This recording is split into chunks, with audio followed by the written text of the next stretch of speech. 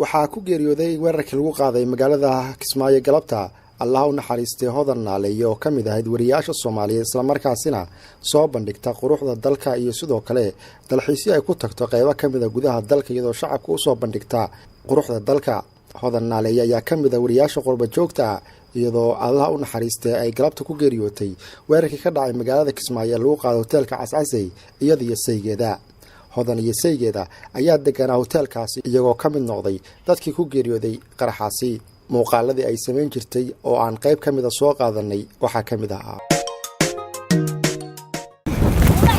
Hi guys.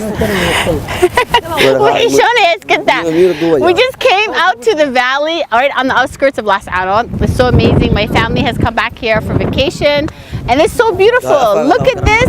Afkayga ma garanaysid af Ingiriis aan ku hadlayaa de. Waxaan ku baraya. Adii Soomaali barana Ingiriis ku baraya. Geerjirka. Keen.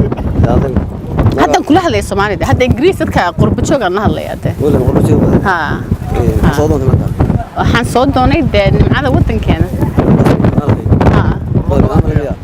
no malaha dhulkeena wanaagsan wariye naga taarada duubatay xagga igeed kaalay geele dad kale wala sheekaysanaysa aniga xagga iwa xagga geelka kaalay tus geelaasan u dhigay shishe haye xagge no ani kuma raacay meel shishe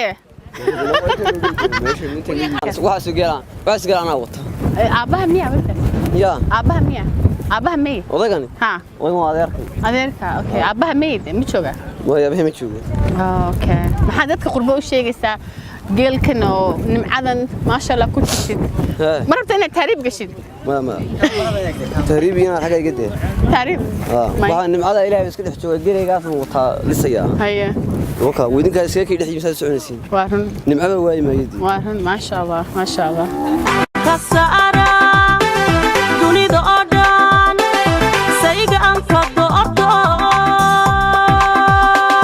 sabanada raga kacay sakiyan ku yeesho Allah u naxariistay hodan naaleeyo ayaa lagu xasuusan doonaa muuqaallo iyo warbixino cajiib ah oo ka samaysay gudaha dalka